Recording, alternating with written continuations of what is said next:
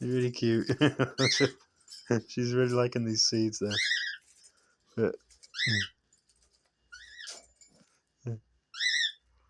it's just really nice seeing her eat while sitting on top of my hand and bashing her head around.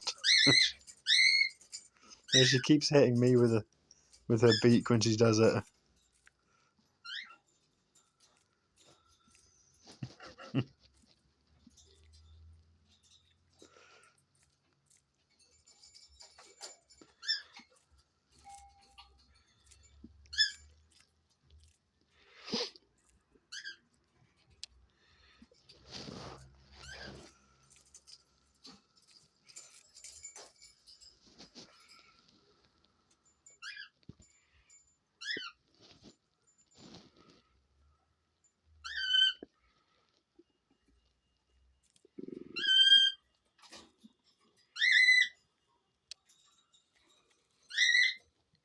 It's strange.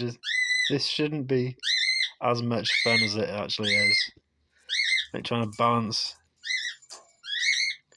a bird on your hand whilst it's feeding out of the very same hand.